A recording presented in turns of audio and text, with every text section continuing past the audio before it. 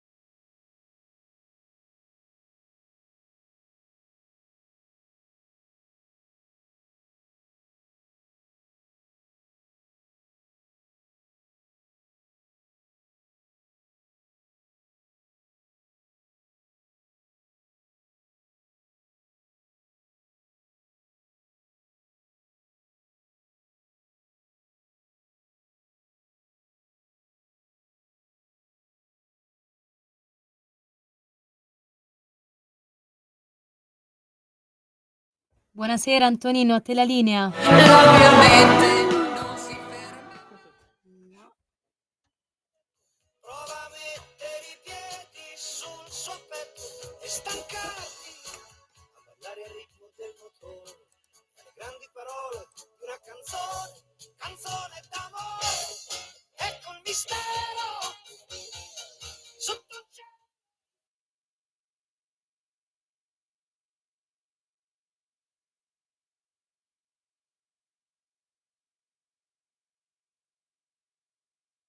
Stavolta davvero, buonasera Antonino. Vabbè, il bello della diretta, cara Sveva. Buonasera a te, amiche e amici miei, ma non dell'avventura. Buonasera.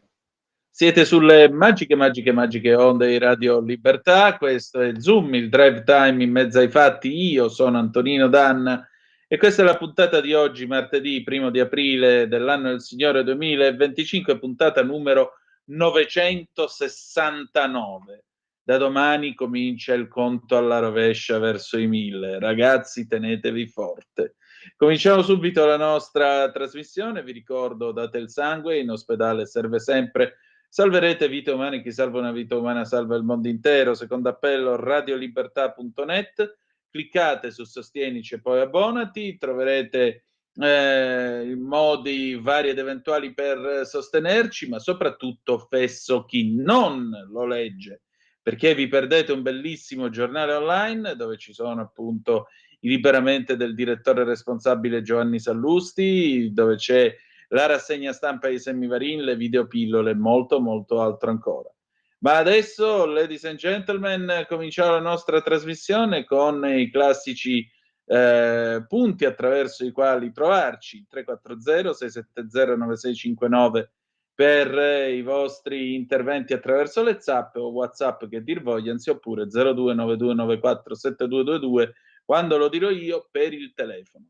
Adesso però è giunto il momento di Qui Parlamento e quindi tra poco saremo in contatto con l'onorevole Tiziana Nisini. Nel frattempo, cara Sveva, se vuoi puoi lanciare già il diritto e il rovescio di lui, l'implacabile Pierluigi Magnaschi, direttore di Italia Oggi. Vai pure.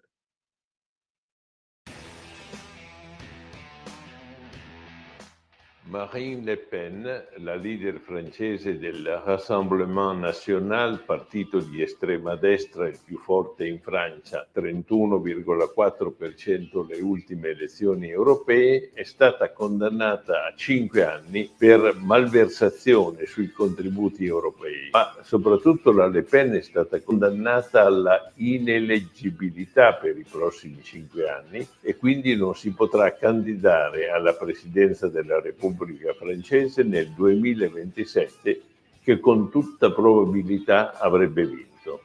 Della Le Pen si può dire in questa occasione che chi è causa del suo mal pianga se stesso. Ella infatti, obbedendo alla sua politica populista, si è sempre battuta per l'eliminazione dell'immunità parlamentare, che è la misura che toglie temporaneamente i rappresentanti eletti dal popolo dal potere giudiziario. Questa norma, la ineleggibilità, fu messa nella Costituzione italiana da quei noti delinquenti che furono De Gasperi, Togliatti, Nenni, Calamandrei e tanti altri dello stesso tipo, ma poi fu tolta nel delirio della cosiddetta Mani Pulite, alterando così gli equilibri fra potere giudiziario e Parlamento, con le conseguenze che oggi sono sotto gli occhi di tutti.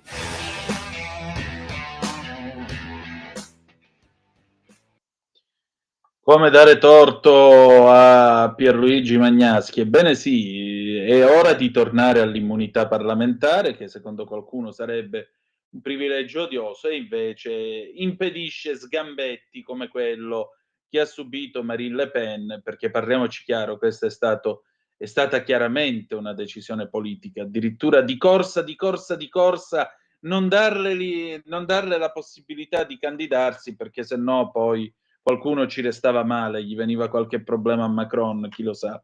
Vabbè, qui Parlamento. Qui Parlamento.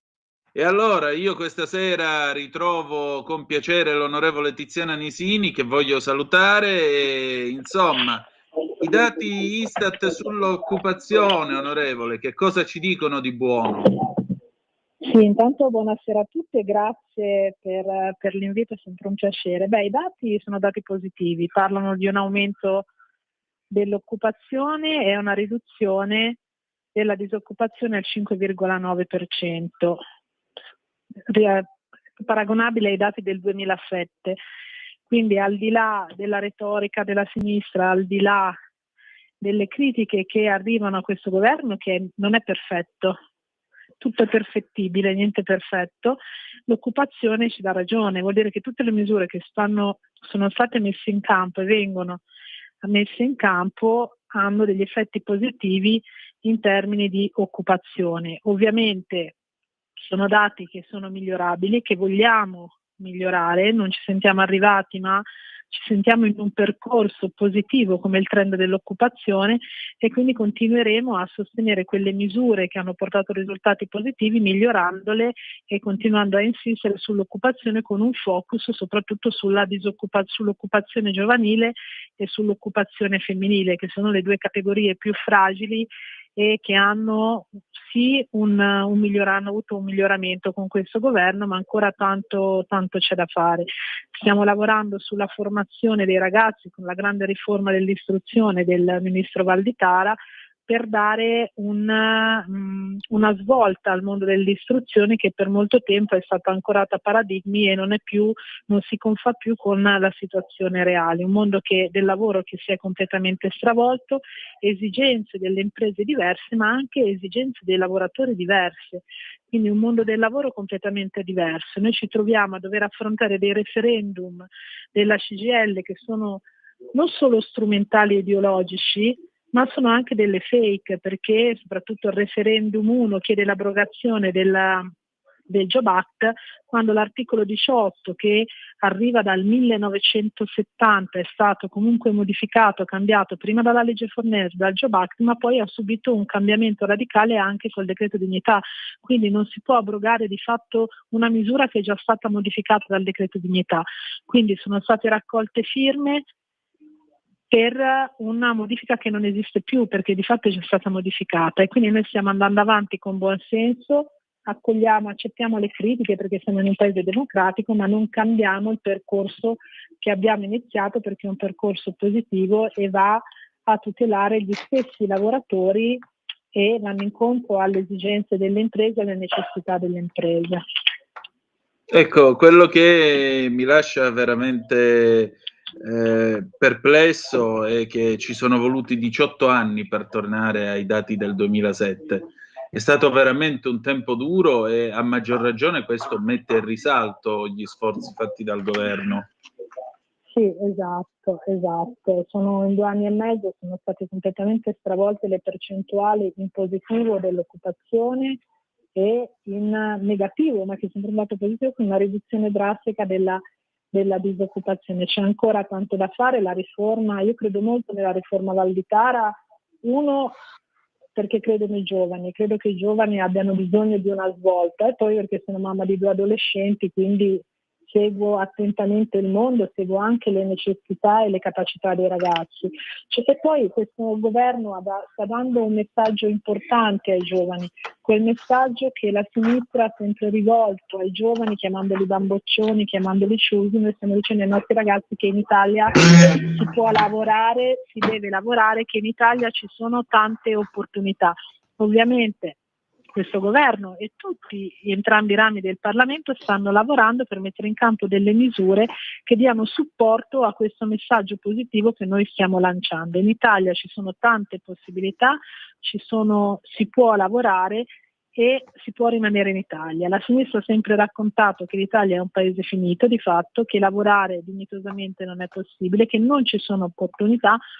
Non è così. Noi stiamo creando sinergia tra il mondo dell'istruzione e il mondo del lavoro, proprio con dei percorsi formativi diversi, innovativi, che rispettano l'andamento attuale del mercato del lavoro nell'epoca dell'innovazione, della digitalizzazione e dell'intelligenza artificiale. Noi abbiamo la CGIL che è ancorata ancora a un articolo dello Statuto dei lavoratori del 1970. Noi siamo nel 2025 e guardiamo non indietro ma avanti, teniamo conto degli errori passati per non rifarli, cercando di mettere in campo delle misure innovative, nuove e che rispettano i tempi attuali.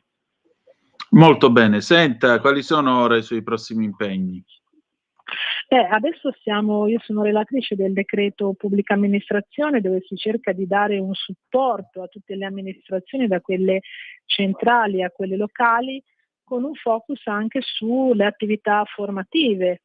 Si andrà a lavorare proprio per migliorare e aumentare l'occupazione, dando anche un supporto alle amministrazioni per renderle più efficaci, più efficienti e per andare incontro proprio alle sfide future che aspetta l'amministrazione pubblica. Noi sappiamo tutti che l'età media di un dipendente pubblico supera i 50 anni, ecco, noi vogliamo anche ringiovanire e fare quel turnover necessario per far sì che le amministrazioni restino al passo, come ho detto prima, nell'epoca dell'innovazione, della digitalizzazione e dell'intelligenza artificiale. Molto bene. Allora, grazie del suo tempo e al piacere di risentirci Grazie presto. a voi, buona serata a tutti. Grazie, buona serata.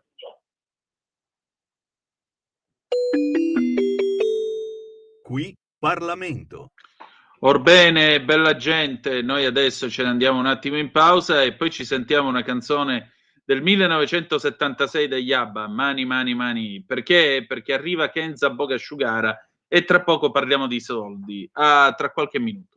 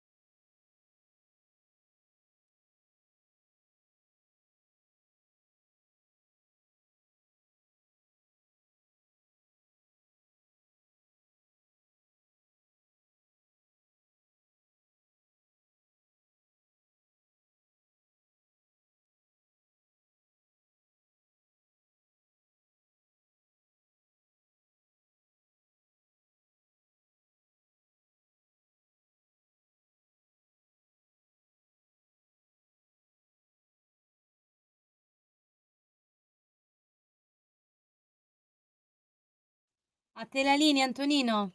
Alle 18:33 minuti e 46 secondi sulle magiche onde di Radio Libertà. Questo è sempre Zoom, il drive time in mezzo ai fatti. Antonino Danna al microfono con voi e naturalmente questi erano gli ABBA con Mani, Mani, Mani del 1976. Il pezzo invece con cui abbiamo aperto la trasmissione era Sava Sandir, l'avrete riconosciuto tutti, né più e né meno che Balla Ballerino del 1980 dell'immenso Lucio Dalla. Allora, perché Mani Mani Mani? Perché parliamo di soldi con Kenza Bogasciugara che nei prossimi giorni, precisamente il 3 aprile, si occuperà di animare un salotto finanziario al quale potete accedere gratuitamente, non c'è trucco e non c'è inganno. E allora oggi pomeriggio ho parlato con lei per capire un po' com'è la situazione economica, su che cosa conviene investire, soprattutto la maleducazione finanziaria degli italiani, perché molti di noi sono convinti di riuscire a trovare la giusta soluzione economica e poi in realtà scopriamo di essere tutti quanti una manica di cattivi risparmiatori. E poi ci sono tutta una serie di, come potremmo dire, tutta una serie di prospettive o di stereotipi che continuano ancora a toccare il nostro, come possiamo dire, il nostro comune sentire e che in realtà non hanno più motivo di essere in un mondo nel quale le possibilità di investimento e le possibilità di far muovere i soldi sono tante. E allora state a sentire che cosa ci siamo detti io e Kenza Bogasciugara. Vai pure, Sveva.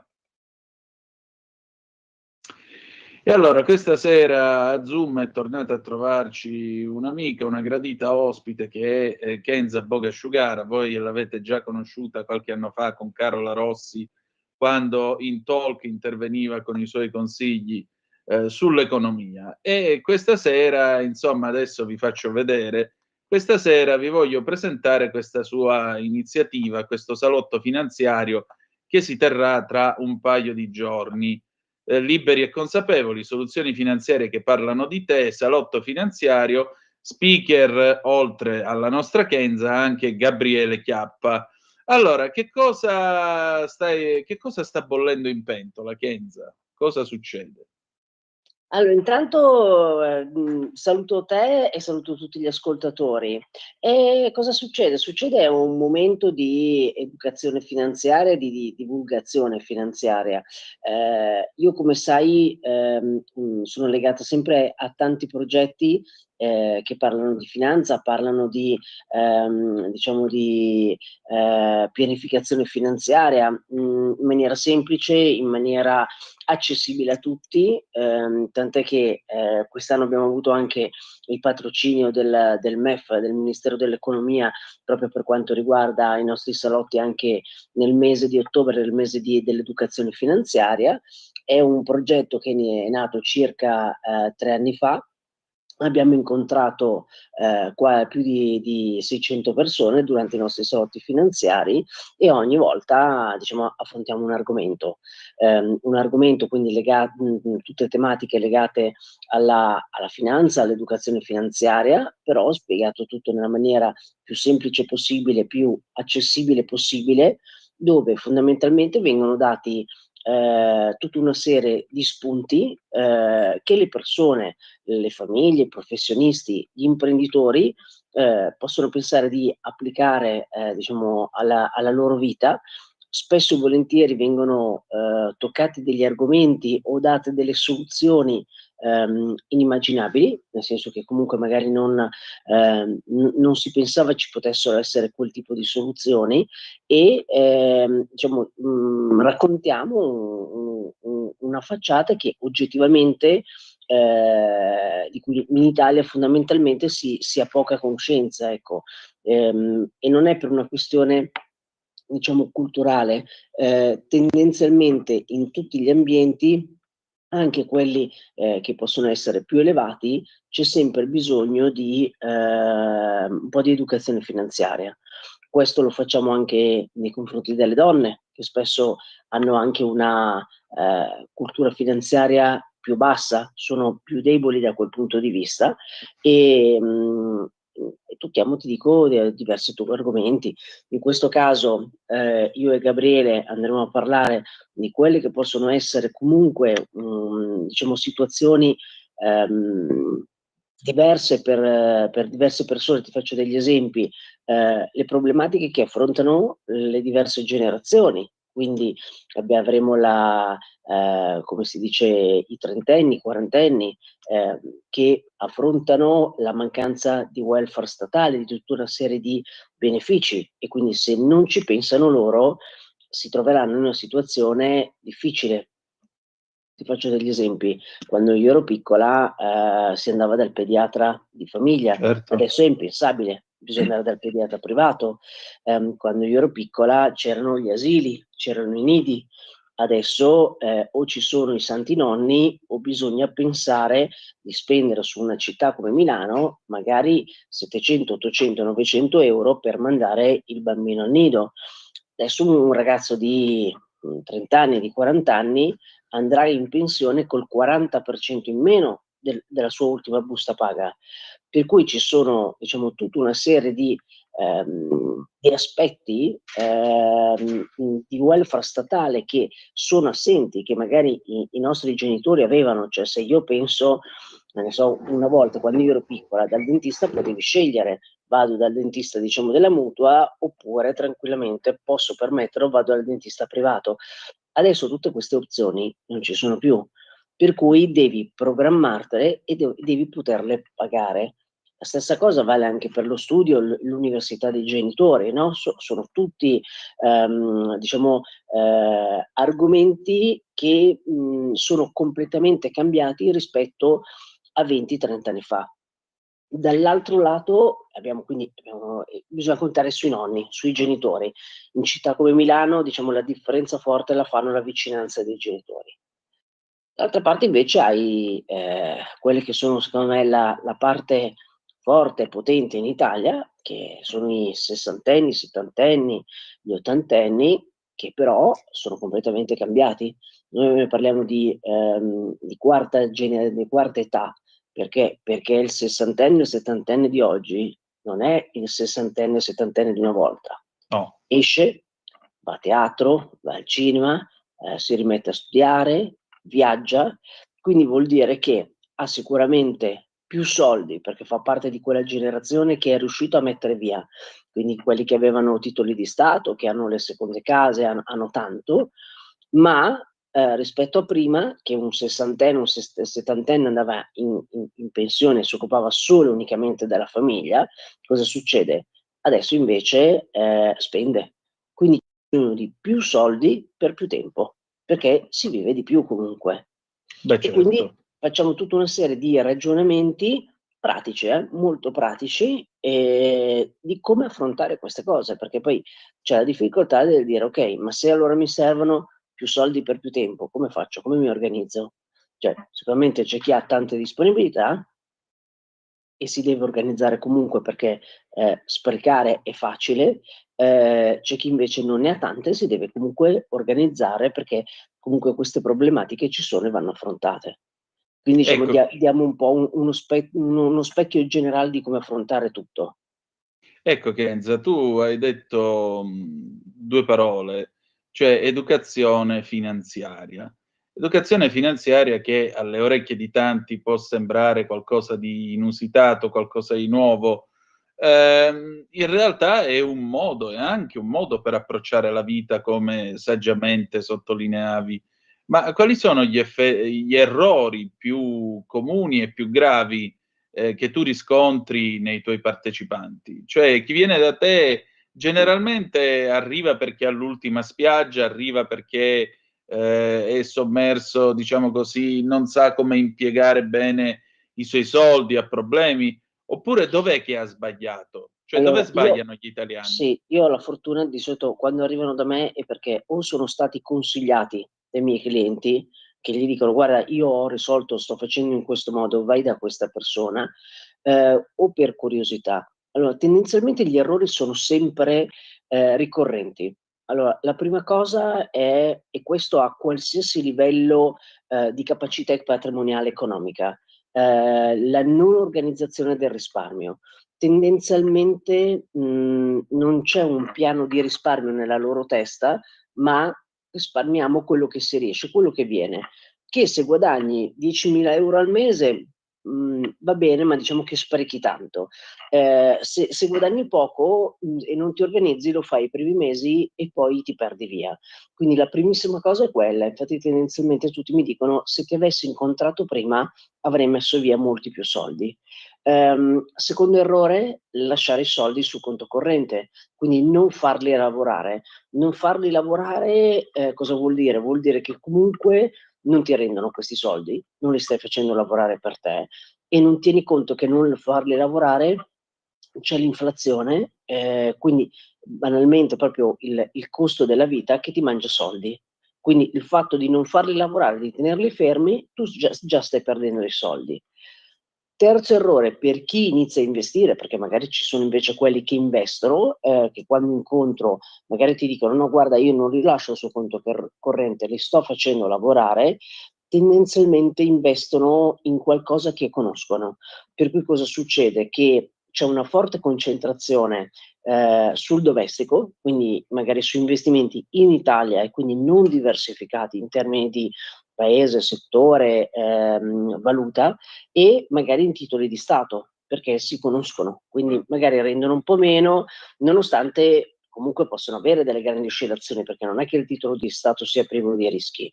Quindi diciamo o non si investe o se si investe spesso e volentieri sono concentrati sulla parte domestica, quindi lasciando una serie di occasioni. Però ti direi che gli errori tipici sono questi e l'ultimo è legato come si dice, alla previdenza.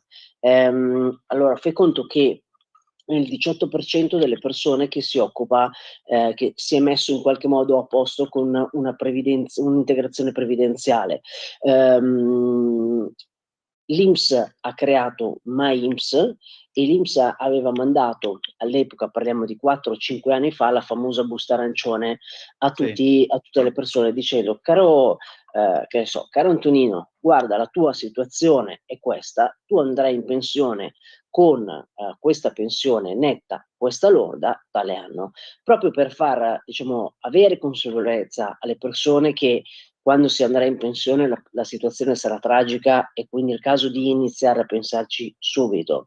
Che tu sia un dipendente, che tu sia un imprenditore, un libero professionista, è il caso di pensarci e anche in questo caso sono veramente poche le persone che lo stanno facendo, pochi quello che sfruttano anche la quota di deducibilità dalla serie comunque 5.000 e passa euro in qualche modo, non si sentono e come vengono dedotti, per cui è come se lo Stato li regalasse, per cui è veramente un peccato non aderire neanche per quella parte, però mi rendo conto che quando incontro le persone e nella mappatura che andiamo a fare, no, sul primo incontro che ce la raccontiamo, ci si spiega qual è la posizione e entriamo su MyINPS e andiamo a vedere i dati e tutte le cose, le persone non hanno concezione e percezione di questa situazione. E quindi quella che inizialmente poteva essere, tra virgolette, un incontro di pianificazione finanziaria, diventa finanziaria, ma soprattutto anche previdenziale, perché è Certo. importante anche quella parte, ecco. Certamente. Vedi quando tu dicevi investimenti, diciamo, nell'ambito, domestico del noto, una volta gli italiani avevano la passione del mattone, ora mi pare che Certo. ultimamente sia diventato un po' un problema anche quello, o sbaglio? Allora, sai che cosa? In Italia abbiamo in qualche modo il mito del mattone. La prima cosa che si fa appena si finisce a scuola, che si inizia a lavorare, è l'idea del devo comprare casa. Rispetto magari all'Europa, alla Spagna, alla Francia, dove non c'è questa cultura dell'acquisto della casa. Ma dopo che ho acquistato la prima casa, magari la seconda, ne ereditiamo anche tante. E quando incontro le persone io mi rendo conto di avere spesso e volentieri delle sproporzioni all'interno del patrimonio, dove il patrimonio finanziario è quasi inesistente, perché magari lo mantengono liquido. Il patrimonio immobiliare è molto alto, okay, però cosa succede? Che il patrimonio immobiliare, di sua natura, di conseguenza, porta dei costi, okay, e, per forza di cose bisogna mettere a reddito degli immobili. Quindi se io ho 3 immobili, non li tengo lì perché mi costano, li metto a reddito. Metterli a reddito però al netto anche di se parliamo diciamo di grandi città eccetera, più o meno mi possono generare intorno al 6%, d'accordo, all'anno, a cui però devo togliere i costi, devo togliere, la tassazione e ho sempre comunque un rischio di insolvenza. C'è chi in questo momento sta lavorando su, affitto a breve termine. Il problema è che su Milano abbiamo un grosso problema legato a emergenza abitativa, ok? Quindi tanti appartamenti che in questo momento vengono affittati sul breve termine potrebbero essere oggetto di qualche revisione in qualche modo, proprio perché c'è un'emergenza abitativa. Una famiglia a Milano di 4 persone fa fatica a trovare casa, perché le poche che ci sono hanno dei prezzi allucinanti, per cui si stanno spostando sul fuori. E tu pensa che città come Barcellona, che avevano lo stesso tipo di emergenza abitativa di Milano, hanno preso, e dal 2028 sarà vietata l'affitto sul breve termine, proprio per evitare alla popolazione quello che sta succedendo a Milano. Ma banalmente anche solo a New York è evitato. Tu a New York non puoi affittare un appartamento per 3 giorni, per una settimana a livello turistico, lo devi affittare almeno 3 mesi.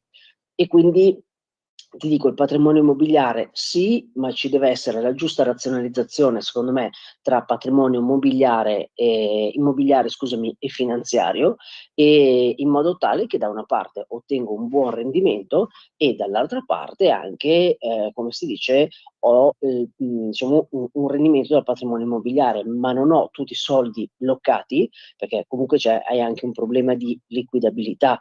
Se io ho tanti immobili e domani mi servono, è un problema, non è detto che io lo venda subito e lo venda ai prezzi a cui voglio. E poi sul patrimonio immobiliare hai sempre anche un discorso di successione, quindi la successione mi va a incidere soprattutto in città come Milano, dove le case valgono comunque tanto, mi vai a pagare tante imposte di successione, mentre con un patrimonio finanziario puoi anche evitare di andarti a pagare le successioni, cioè devi organizzartelo prima. Kenzo, in questo periodo è molto forte l'attenzione sull'oro, l'oro che ha raggiunto dei livelli veramente mai visti finora, e puntualmente abbiamo quelli che ci spiegano che l'oro in questo caso segnala la crisi, segnala che i tempi si fanno grammi e così via. Tu investiresti nell'oro? Allora, l'oro è un bene rifugio, per cui tendenzialmente in portafogli grossi, molto diversificati, una quota di oro ci sta sempre. L'oro è un qualcosa che normalmente si rialza in tempi di guerra e di crisi.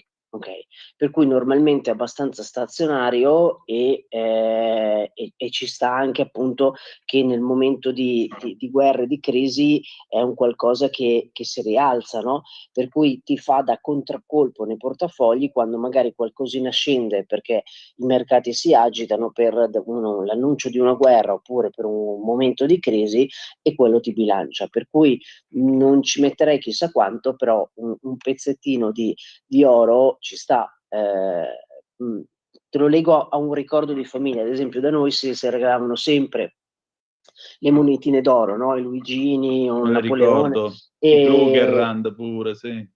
sì, perché nella testa dei miei nonni e dei miei bisnonni le monetine d'oro in tempo di guerra erano quelle che potevi cucire negli orli delle gonne e quindi andare via velocemente, perché l'oro è comunque una moneta di scambio in tutto il mondo, indipendentemente da quale potesse essere la valuta. Ecco.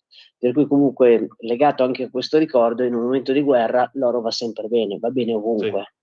E se infatti. scappi, scappi non hai niente da portare, nelle gonne tu metti dentro le monetine d'oro. E Esattamente, tuttora ai bambini, ai compleanni, che cosa viene regalato. è vero, è vero. Ecco, in tutto questo c'è un ultimo tema che mi piacerebbe sondare, poi chiaramente non voglio rubarti molto tempo, ma viviamo anche un'epoca di denaro virtuale, tipo la Sì? Smelania, lo Stramp, tutti questi soldi, meme coin, eccetera, eccetera. Ma voglio dire, per investire in un meme coin bisogna essere spericolati o fessi? Quale delle due?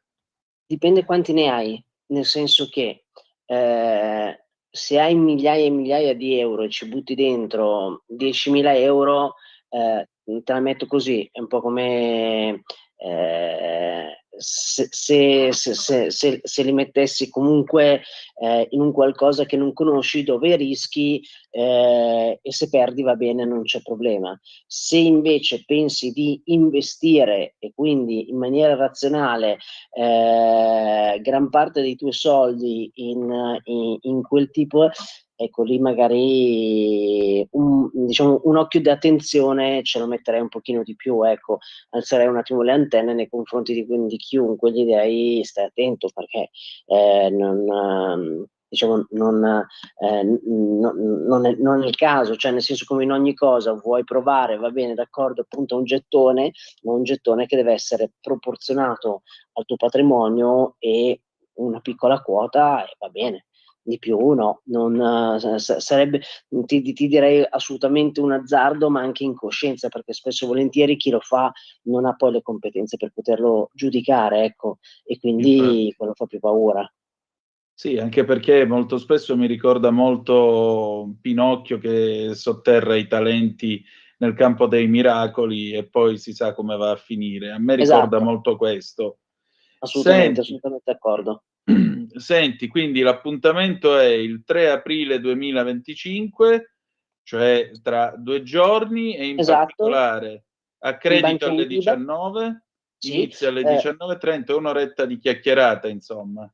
un'oretta di chiacchierata, assolutamente. Bisogna, c'è la mia mail o il mio numero di telefono, prenotare il posto, perché poi verranno fatte entrare le persone che sono in lista, per cui bisogna Sì. prenotare il posto, proprio per una questione di sicurezza banca entra chi si è prenotato, e poi si può partecipare. Un'oretta e poi ci fermiamo, facciamo un aperitivo direttamente negli spazi appunto della banca, tutti insieme ci fermiamo a chiacchierare, a raccontarcela tranquillamente, ecco. Kenza, la domanda è un po' banale per concludere, ma il suo senso ce l'ha e tu lo sai. Ma i soldi danno la felicità o no? Allora, ti direi che no, sicuramente danno la serenità, okay, però essere tristi e poveri è un po' più difficile. Cioè, se sono triste e son ricco e vado, che ne so, alle terme a fare shopping, sicuramente aiuta un pochino di più. Se mi dici ti danno la felicità, no, però sicuramente danno serenità. E spesso e volentieri è più importante la serenità in tante situazioni, per tante famiglie che affrontano tante problematiche, e son sicuro che gli ascoltatori che sono a casa saranno d'accordo con me. Quando si affrontano certi periodi, uno pagherebbe per avere la serenità, sinceramente. E allora, liberi e consapevoli, lo vedete in sovraimpressione, soluzioni finanziarie che parlano di te, salotto finanziario con la nostra Kenza Bogasciugare e Gabriele Chiappa, a credito alle 19, si comincia alle 19:30, giovedì 3 aprile, dove alla Banca Widiba, via Messina 38, in quel di Milano, Torre D. Registratevi con Kenza, vi do anche la mail, kenza.bogasciugara@pfwidiba.it, Kenza con la K, mi raccomando, .boga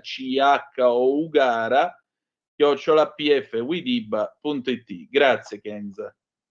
Grazie a te Antonino, e grazie mille per avermi ospitato, e grazie ancora a tutti gli ascoltatori che ci stanno seguendo da casa. Sei benvenuta, grazie a te. Stai ascoltando Radio Libertà, la tua voce libera, senza filtri né censure, la tua radio.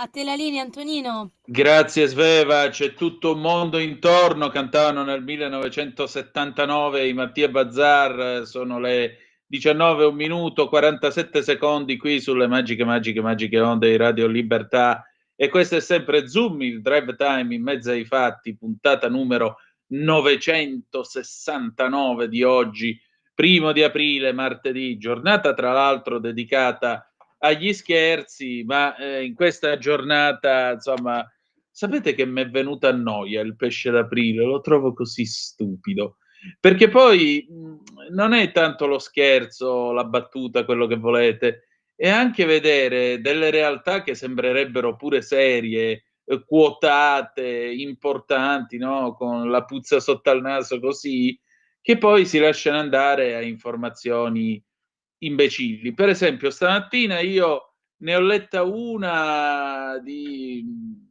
una pubblicazione che si occupa del mondo della scuola, la quale, come scherzo del pesce d'aprile, sosteneva che il ministro Valditara avesse portato da 200 a 250 giorni all'anno la durata dell'anno scolastico, che è una puttanata, in realtà è un pesce d'aprile. Però quando tu vedi delle realtà che dovrebbero essere appunto specializzate su certe cose, che si mettono a scrivere queste cose perché bisogna farlo, perché è il 1 aprile, non lo so, queste cose lasciamole allo statale ionico, che sono un gruppo molto intelligente, molto divertente, gli scherzi li sanno fare molto meglio di chi invece passa tutto l'anno a fare la persona seria, per cui meglio così. E poi Semellinanno lì c'è Tinzanire, c'è già stato Carnevale, non c'era bisogno di replicare il pesce d'aprile. Sveva, tu pesci d'aprile ne hai fatti oggi?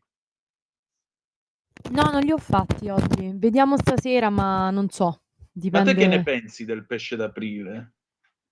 Allora, io di base non sono una persona che fa tanti scherzi, ma ne ho ricevuti tanti. E vabbè, ma questo succede alle anime che sono, diciamo così, come possiamo dire, gentili e disponibili. Generalmente sono quelle che finiscono poi vittime degli scherzi anche più truculenti e più atroci. No, devo dire che ho subito sempre scherzi alla fine piacevoli e Meno divertenti. male, Devo meno male. dire, devo ammetterlo. Soprattutto dai miei amici maschi. Le ragazze, le mie amiche non mi hanno mai fatto scherzi, però magari comincerò anch'io, chissà. Se ti ci vedo bene a fare uno scherzo ai barbari eleganti, chissà, vedremo. Ecco, questo potrebbe essere un'idea. Purtroppo c'erano ieri, non oggi, sennò sicuramente sarebbe stato fatto.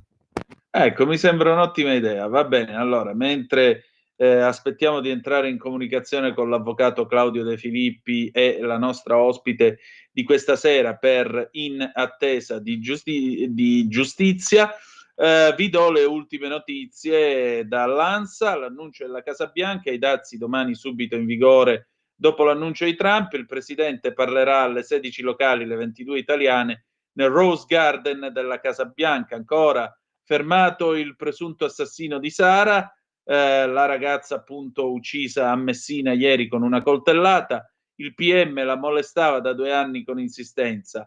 Francia, Bardella in testa in un sondaggio per il 2027, sotto scorta la giudice che ha condannato la Le Pen, e ancora nel quartiere Monteverde morto il turista ustionato nell'esplosione della palazzina a Roma.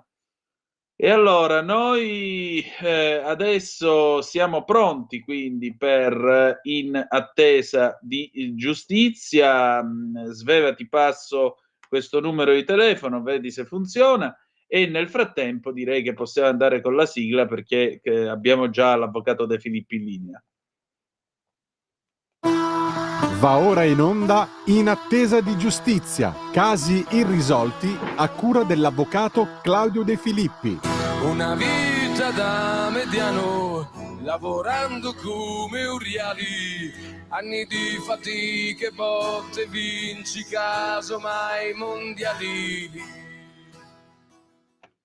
E allora, questa sera l'avvocato Claudio De Filippi è al telefono, ben trovato. Caro Antonino, ciao a te e a tutti i radioascoltatori.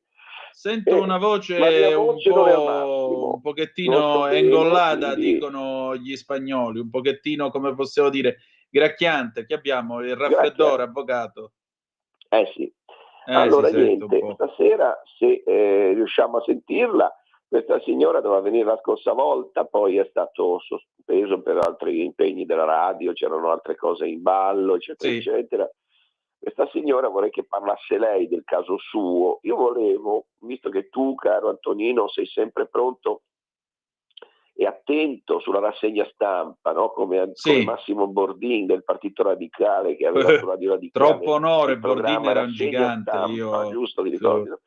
E quindi praticamente tu sai che noi abbiamo un argomento principe che però interessa molto, perché io ho avuto anche alcuni che mi hanno detto che vogliono sapere alcuni aspetti. Quindi volevo chiarire un aspetto che i radioascoltatori hanno dimostrato interesse per questo argomento. Non vorrei essere monotematico, ci Nel mancherebbe. frattempo abbiamo la nostra gentile ospite, avvocato, quindi fai una breve introduzione sull'argomento e così Introduzione passiamo. brevissima sulle tasse che interessano moltissimo i radioascoltatori e ne hanno dimostrato. Allora, la rottamazione quater che è entrata in vigore, chiedevano questa breve spiegazione, riguarda le cartelle dal 1 gennaio 2000 al 1 gennaio 2000 al 30 giugno 2022. Dopo questa data siamo in attesa della famosa, auspicata quinquies, rottamazione quinquies. Attualmente non c'è nulla, ci sono solo le rateizzazioni. Quindi questa era la spiegazione che volevo, l'inciso che mi era stato chiesto di fare. Ovviamente speriamo che la quinquies sia una nuova notizia a brevissimo. Molto bene. Allora, vuoi presentarci la nostra gentile ospite di stasera? Allora sì, la signora Sofia ha subito una odissea anche giudiziaria, ma non solo, anche medica e giudiziaria. Adesso lascio la parola a Sofia che ci potrà spiegare cosa è successo. Buonasera, grazie di avermi ospitato nella vostra radio. Prego e benvenuta. Che cosa le è successo? Siete stati molto gentili. Niente, mi è successo che vado a fare una ialurondinasi da un chirurgo plastico di Rastignano che mi era stato caldamente raccomandato da un'amica che tra l'altro ci portava sue figlie gemelle. Quindi ancora di più ero tranquilla, è venuta a casa, mi ha detto guarda, stai tranquillo, è un medico chirurgo bravissimo, di fama, ha 30 anni di esperienza. Insomma, io vado bella tranquilla per fare questa ialurondinasi e poi c'è stata un'odissea che alla fine mi ha fatto scoppiare la faccia in pus questo chirurgo. Sono diventata oltre un mostro che questo... vabbè, è una cosa gravissima perché poi non puoi più uscire, non puoi relazionarti più con le persone, cioè è una cosa che ti chiudi in casa e basta.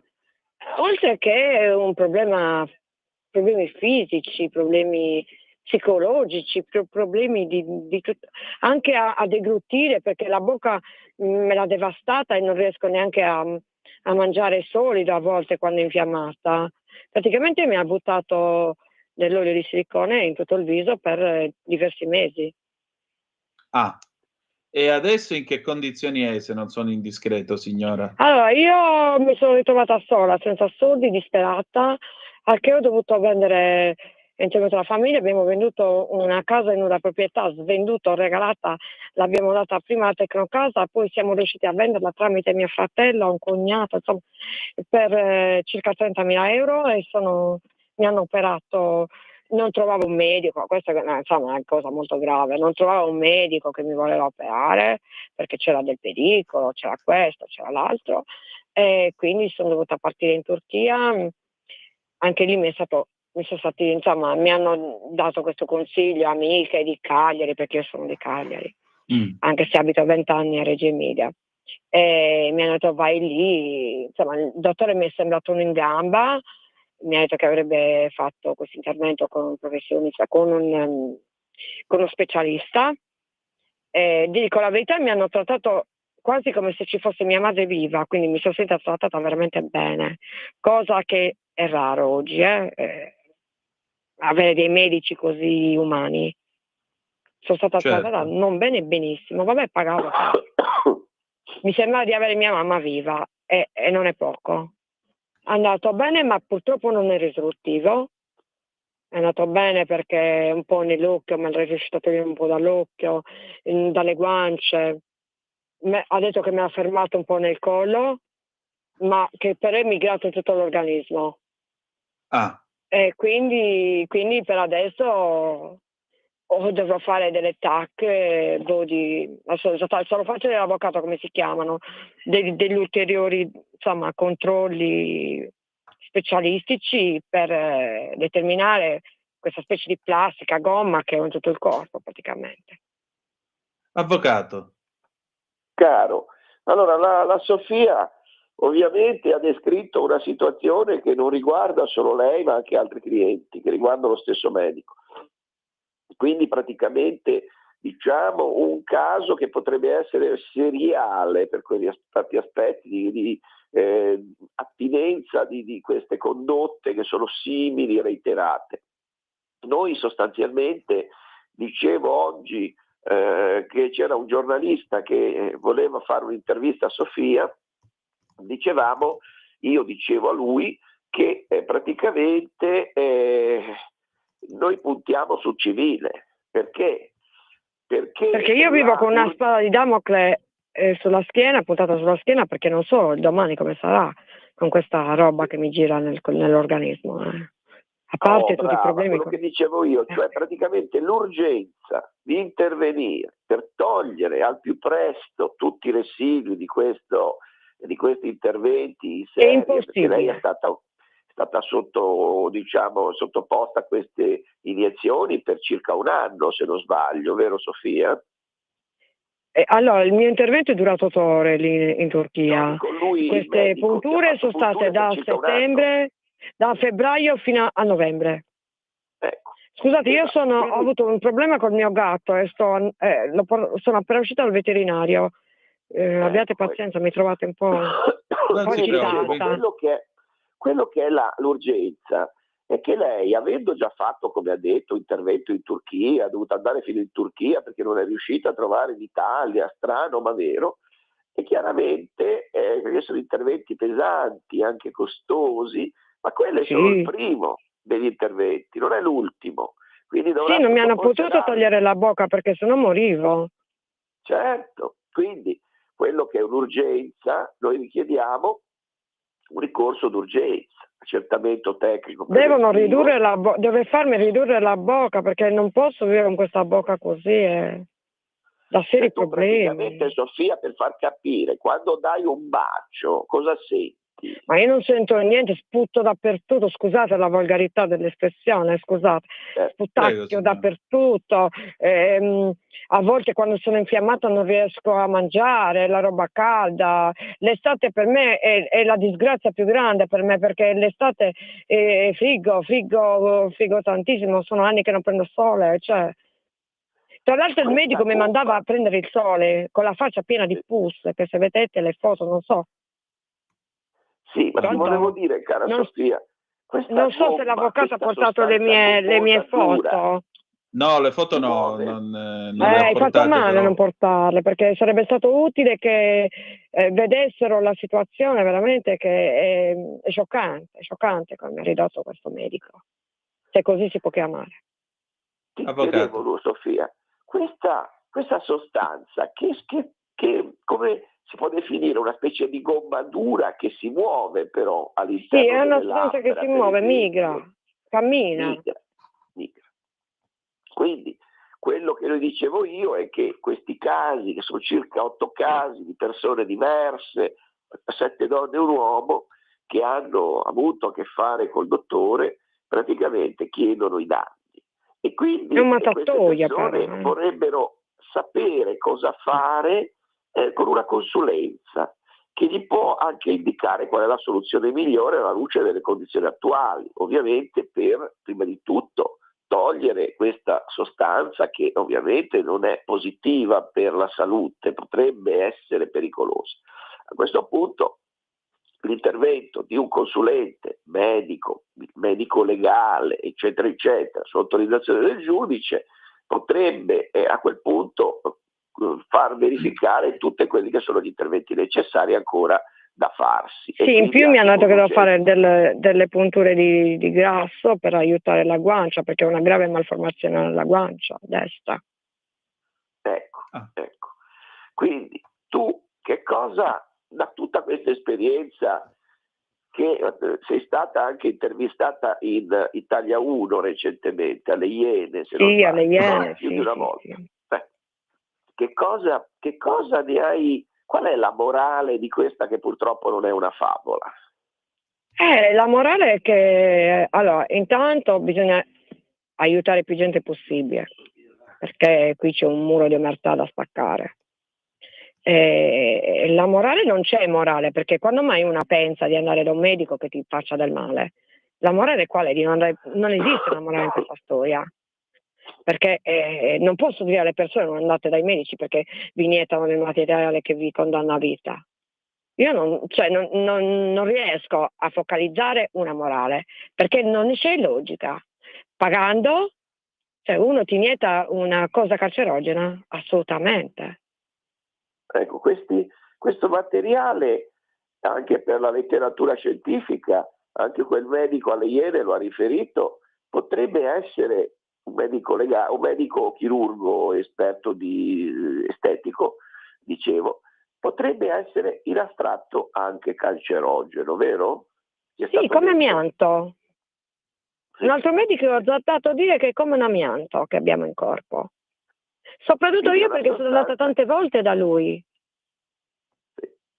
Perché la difficoltà, caro Antonino, è che questo materiale si unisce ai tessuti, quindi è difficile poi separarlo anche con le operazioni. Ecco perché la nostra amica Sofia non è riuscita a trovare medici in Italia, perché è un intervento complesso, anche molto delicato, quindi diciamo così che e poi c'è da farne da, perché tanto ricrolla tutto quello che mi hanno fatto, ricrolla perché il peso che tende a scendere, ricade tutto, cioè è una cosa, è una devastazione a vita. Tutto quello bloccato cadrà, andrà sempre più giù, mi diventerà il mento sempre più lungo. Ma non è un problema, cioè ormai l'estetica ormai è andata, che pazienza. È un problema di salute. Poi qualcuno dice ce le siamo cercate, ma non è vero, ma perché scusi, ma una donna, io adesso ho 55 anni, ma a 51 anni, a 50 anni non potevo fare la puntura, scusi. Per me la libertà è anche questa. Ci mancherebbe pure. Eppure veniamo giudicate anche come se ce le siamo cercate di fronte alle malattie. Però a me non mi sembra di aver fatto niente di grave. Né di essere stata un'esaltata, dai. Ti volevo fare una domanda. Qual è il tuo auspicio per la chiusura di questo caso, che riguarda te, oltre che riguarda anche altre donne, altre persone ovviamente? Qual è il tuo auspicio? Io auspico che veramente stavolta il dottore in questione smetta di lavorare una volta per tutte. Perché secondo me, come già hai detto tu, è una questione seriale. Quindi potrebbe far male, secondo me, anche se fosse in una cantina e trovasse una persona, non so, fragile, perché lui gioca molto sulle fragilità, sulle nostre fragilità. A me diceva di curarmi l'animo. Quindi spero che ovunque sia non possa più nuocere a nessuno. Quindi auspico che la legge prenda provvedimenti serissimi, come già ha fatto, per carità. Però la legge non lo conosce personalmente come l'ho conosciuto in un anno e non sa com'è Volpone. Quindi io spero che lui non faccia più male a nessuno perché è una volpe. Lui adesso è stato sospeso dall'ordine dei medici. No, perché sarebbe capace di pungere una cantina. Di trovare una malcapitata, una poverina e fargli del male, per come lo vedo io, per i miei occhi. Io ho visto l'inferno, non riuscivo neanche a farmi una doccia da sola a casa, dovevo chiamare qualcuno. perché poi la debolezza è stata tantissima, mi sono caduti i capelli, cioè io parlo da persona seriamente danneggiata e sofferente. Quindi io lo vedo come un mostro per la mia testa, per come lo vedono nei miei sogni, nei miei incubi. Per me è un mostro che va fermato. Poi Ecco, una ripeto, cosa io che parlo volevo sottolineare, cara Sofia, che tu hai detto che non riesci a trovare un medico che poi ripari a questi interventi che ovviamente Ma non si sono può considerati, trovare. diciamo, A parte che irrituali. c'è molta omertà, solo il medico della Turchia mi ha detto denuncia, nessun altro mi ha detto denuncia. Tutti mi dicono, che guai, sei piena di silicone, che caso terribile, che caso, non so cosa fare, non so cosa potrei fare, vai qua, vai là, però nessuno ha detto denuncia, hai denunciato? Solo il turco, il medico turco, il chirurgo plastico mondiale turco. Anche Quindi questo tu non è trovi, giusto. Lucia e Sofia, che ci sia una specie di corporativismo dei medici, tanto che medico che non mangia medico. Lo conoscono tutti, lo conoscevano tutti sapevano, oddio, sei andata lì, oddio. Cioè, tutti sanno, mi dicono, guarda, io posso solo tirarti un po' su, migliorarti, ma non posso operarti. È impossibile, è impossibile. Quindi, io non ho, non ci sono soluzioni a questa cosa. È stato da poco un intervento, un dottore che mi ha detto posso ridurla, leggermente ridurtela. E poi farti queste punture di grasso che hai bisogno perché per questa malformazione alla guancia. Un'ultima cosa, cara, sempre guardando Italia 1 alle Iene, ho visto che c'è un gruppo di medici di Roma che si sono specializzati nel riparare i danni di altri medici. Te lo ricordi questo fatto? Sì, aspetta, ma di cosa stiamo parlando? Del policlinico? No, sono o un stai gruppo parlando di di privati che siano specializzati nel riparare eventuali malpratiche. Io sono andata al policlinico che fanno i laser, questa cosa stai dicendo? No, che proprio riparano laddove, forse ti è sfuggito, dice questo gruppo di medici che forse ha trovato che è interessante perché la gente non trova poi a rimedio a quello che gli è avvenuto e gli è capitato. Allora, a me hanno mandato al policlinico e non sono potuto intervenire nel mio caso specifico e mi hanno mandato da un chirurgo, da un maxillofacciale, ma il maxillofacciale non avrebbe potuto fare questo intervento. Poi, quindi il policlinico che appunto dedica la sua vita alle danneggiate, così mi hanno detto, non ha potuto fare niente per il mio caso. E poi se tu parli dello staff che c'è a Roma per riparare a questa malpractice. Allora, se tu parli di chirurgia, io avevo chiamato, però i prezzi, ragazzi, sono prezzi per gente che sta bene, cioè capitale. Quanto ti hanno chiesto per riparare? Ma fu una telefonata fugace con una segretaria molto maleducata, mi disse 25.000 euro così, ma secondo me non aveva neanche la cognizione di quello del discorso. Ma in Turchia quanto hai pagato? Su una decina, 10.000 euro. La Turchia è molto più a buon mercato rispetto a noi, fanno anche Ma i non ci trapianti sono di dubbi. capelli, tante cose, no? Beh, comunque non mi volevano neanche in Turchia, mi dicevano ne hai i soldi, nei gruppi della Turchia dove organizzano i viaggi, non mi hanno voluto, non mi ha voluto nessuno. Era un caso troppo difficile. Come si chiama questo medico invece di fama mondiale che ti ha aiutato? Si chiama Feridun Elmas. Lui ha avuto coraggio. Magari non gli serve la pubblicità, però un po' tu gliela stai facendo. Ma io gliel'ho sempre fatta perché non in base, ma solo perché è stato bravo, è stato l'unico medico che mi ha voluto operare e perché è stato veramente bravo, se la merita, diciamo la verità, insomma. E poi ripeto, mi sono sentita come se ci fosse mia mamma viva. Quindi loro si sono presi cura di me dopo, durante, prima, controllavano quante ore tenevo il ghiaccio, non mi hanno mai fatto mancare il ghiaccio, controlli anche in albergo, cioè siamo anni luce lontani da quello che si Cosa vive in ti ha Italia. detto Dai. questo medico turco? Quanti altri interventi avrai bisogno? Ma lui la bocca non ha voluto farla, neanche il temporale ha voluto fare. Invece qui ho trovato un medico che mi ha detto che avrebbe potuto ridurre la bocca. Quindi la tua Avrebbe odissea non è fatto ancora finita.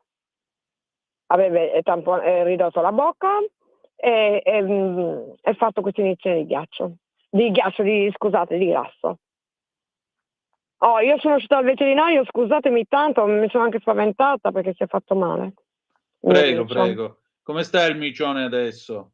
Ha sofferto, aveva un'unghia incarnita e ha sofferto tantissimo, mi ha dato anche un morso, un dito viola. Ma Mamma non mia. importa, guarda che sta bene.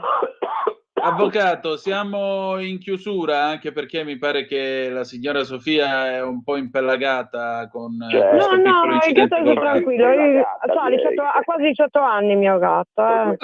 complimenti. Sì, è centenario, quindi è la mia vita questo micio. Quindi se mi sentite un po' più agitata, già sono devastata. Immaginate di lasciare il mio gatto e andare in Turchia, che cosa è stato? Avevo video e foto continuamente, perché ho dovuto pagare una persona per stare a casa e mandarmi video e foto continuamente del mio gatto. Avvocato, che possiamo fare per la signora Sofia? Allora, Vi prego di aiutarmi. Caro Antonino, tu devi sapere che il programma si chiama In attesa di giustizia proprio perché chi cerca giustizia deve attendere. Però diciamo che da quello che è l'esperienza della signora Sofia, io potrei ricavarne che forse servirebbe un istituto, un ente pubblico che possa aiutare laddove i privati non riescono o non vogliono o non possono, non lo so, ci sia un ente pubblico che si faccia cura di questi casi di eventuale, tra virgolette, da accertare, malpractice medica, per aiutarli. No, ma scusa un minuto, adesso, sì, questo hai totalmente ragione, però bisognerebbe anche che il medico che scopre queste cose fosse obbligato a denunciare, scusa. Come becca, che ne so, per 30 ecografie che le signore dicono, portare direttamente i carabinieri, perché non si deve fare? Sono in radio. Allora quello che dice Sofia in realtà è vero, perché il medico è un esercente pubbliche funzioni, esercente incaricato di una funzione pubblica e quindi questo potrebbe essere che, sempre che la legge già non lo preveda, che possa essere come quando vai all'ospedale che ti trovano che sei stato picchiato dalla moglie, che il marito è picchiato dalla moglie, diciamo, non per dire la storia di questa cosa che la moglie è picchiata dal marito, che va in ospedale dove ovviamente le ferite sospette debbano essere denunciate. Esatto, con questo si terrebbe molto a bada la situazione, perché ci sono persone che giustamente prendono, che ne so, 200-300 euro per un'ecografia e poi, ma sempre la stessa persona. Però comunque mi capito, non si denuncia, non si è fatta nessuna denuncia. E allora, cioè, mi capisci? Allora tu vedi tutto nero allora in questa modalità. Sì, ma se ci fosse allora verrebbe da pensare, ma qui c'è chi guasta e chi ingrassa. Cioè, scusate mi manderanno in galera, non lo so, però io da danneggiata vi dico anche questo, l'ho pensato. Aspettiamo allora che arrivi la giustizia, cosa volete che vi dica? Perché non è neanche giusto, scusate, vado a fare l'ecografia, come me ci sono andate tante ragazze, la firma c'era di questa cosa, allora si poteva anche prendere la situazione un po' prima, no? In mano. Io vorrei che i medici denunciassero nell'immediatezza una cosa così grave. Invece di terrorizzarci, di bloccarci, anche io ho avuto tante volte mi hanno bloccato per non sapere, cioè per non voler neanche sentire parlare di questa cosa. Ho avuto anche dei blocchi. Piuttosto che essere obbligati a denunciare loro in primis. Tutti dobbiamo metterci Mi la sembra una faccia, buona è idea giusto. della signora Sofia. Dobbiamo metterci la faccia, perché è giusto. Io ci metto la mia brutta faccia disfreggiata, scusate. E voi medici, che vedete questa mattanza, perché non mettete la faccia? Io li esorto, chiunque ha questi casi, come il mio, o anche inferiori o superiori, non lo so, li esorto a denunciarli. Sono Perché la d'accordo, vergogna prima o avvocato. poi dilagherà, cioè non è che non si scappa. Caro Antonino, per chiudere la trasmissione, non so se in bellezza, ma comunque con 2 parole di sintesi, quello che dice Sofia è interessante, perché ovviamente sì, questo spirito di Io ci colleganza è bello, ma a volte è inadeguato, anche deontologicamente no, scorretto. Ma Scorretto. diciamo che si potrebbe istituire un fondo nazionale per le vittime di queste situazioni che possa far sentire lo Stato al fianco dei cittadini nel momento di difficoltà. Sì, devono denunciare insieme a noi. Così mettiamo la faccia a noi e anche loro. È più che condivisibile. Io voglio ringraziarvi del vostro tempo e solo una domanda: quando è che sarete di nuovo in tribunale? Noi ancora non siamo andati in tribunale. Siamo in Non attesa abbiamo di ancora, perché il tribunale. PM è stato molto molto bravo e molto attento a fare una lunga indagine. Perché sapete, i medici prima di accusare bisogna fare una lunga indagine. Però onore al PM, onore ai nazi che l'hanno beccato, insomma. Adesso speriamo che tutto vada, insomma, come deve andare. Molto bene.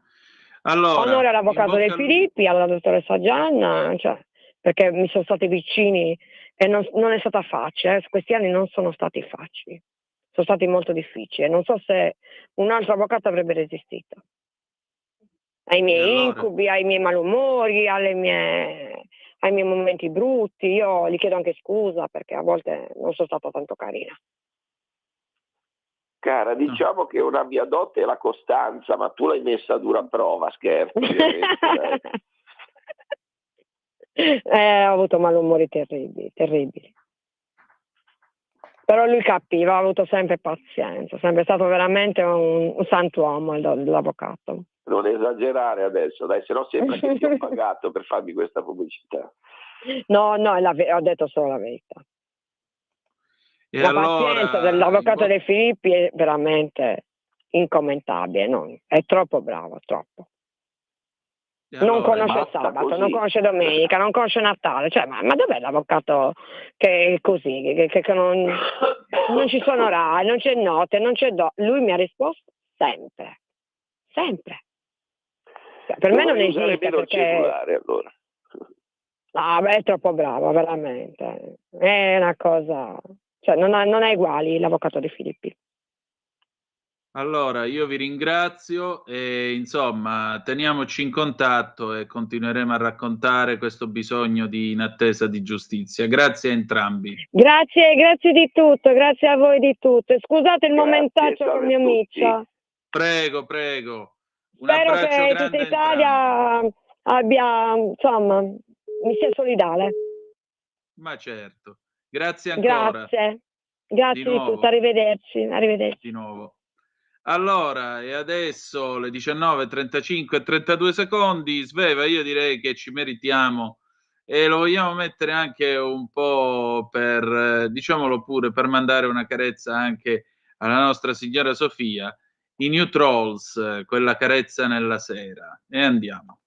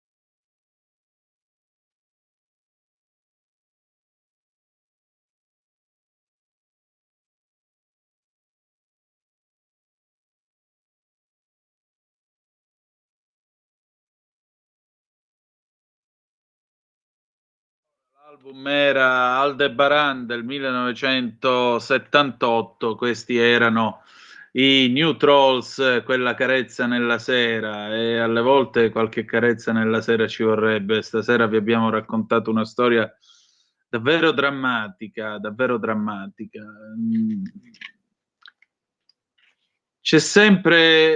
Effettivamente quando un medico ti concia in un certo modo, tu ti senti tradito perché ti sei affidato in ogni modo a una persona che ritenevi preparata, capace, e poi però succede quello che succede. Comunque vi racconteremo la storia della signora Sofia, vedremo che altro succederà nel prosieguo di questa vicenda.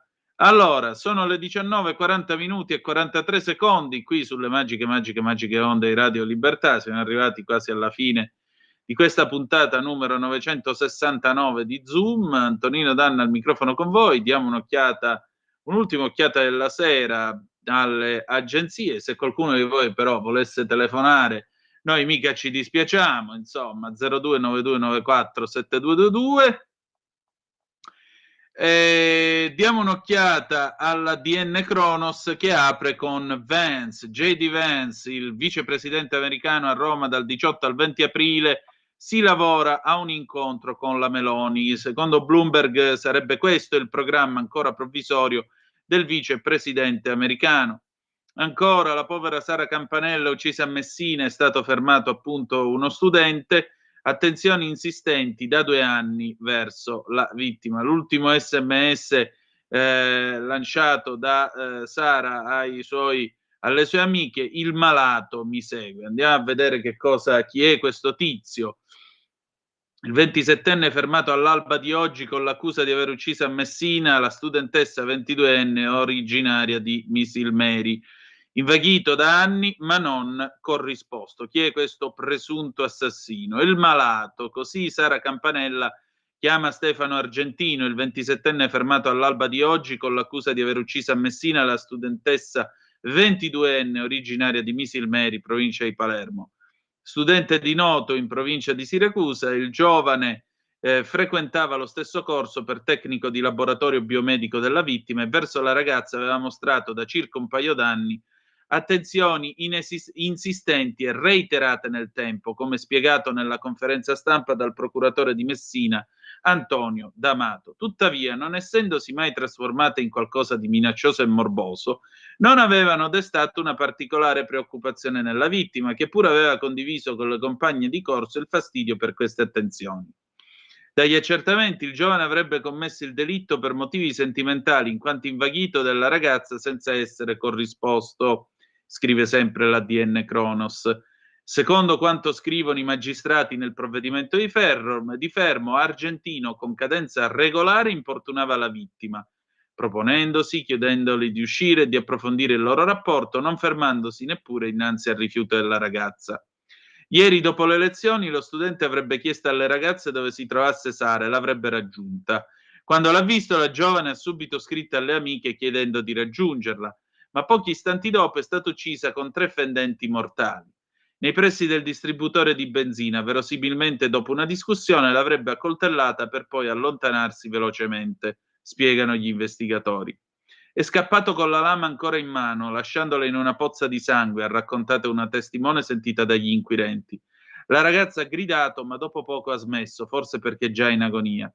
Lo studente è stato inseguito per decine di metri da un giovane, ma non è stato raggiunto.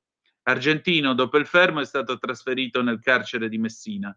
Tra domani e dopodomani si terrà l'interrogatorio di garanzia davanti al GIP. Il procuratore capo di Messina, Antonio D'Amato, ha annunciato di aver chiesto l'emissione della custodia cautelare. Le 19:44 minuti e 14 secondi. Noi chiudiamo qui la nostra trasmissione. Tanto affetto per la famiglia di Sara Campanella, tanto affetto per lei, e lasciamo che i magistrati facciano il loro dovere. Più di questo non possiamo né vogliamo dire a quest'ora. Poi trarremo tutte le conclusioni del caso più avanti. Io vi ringrazio come sempre, abbiamo finito per questa sera.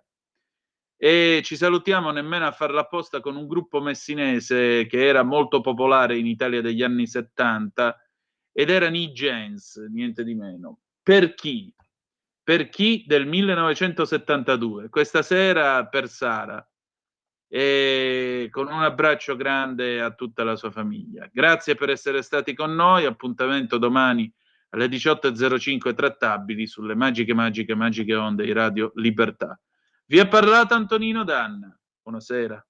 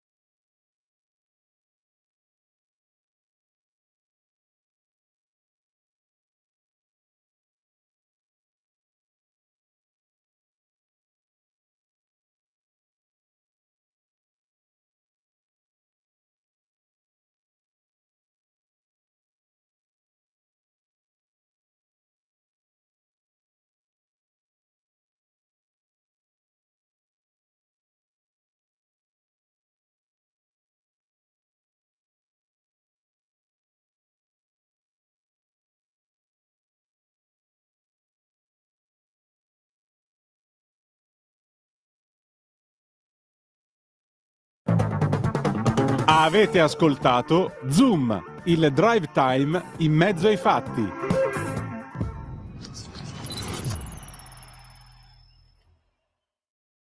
The whispers in the morning. In quanti ti promettono trasparenza, ma alla fine ti ritrovi sempre con la bocca chiusa e non puoi dire quello che pensi? Radio Libertà non ha filtri né censure. Ascolta la gente e parla come la gente. Che cos'è l'amore? Chi vive al vento, che sferza il suo lamento sulla ghiaia del viale del tramonto, alla maca gelata, che ha perso il suo gazebo, guai dalla stagione andata all'ombra del lampione Sanssouci. Che cos'è l'amore? Chi vive alla porta,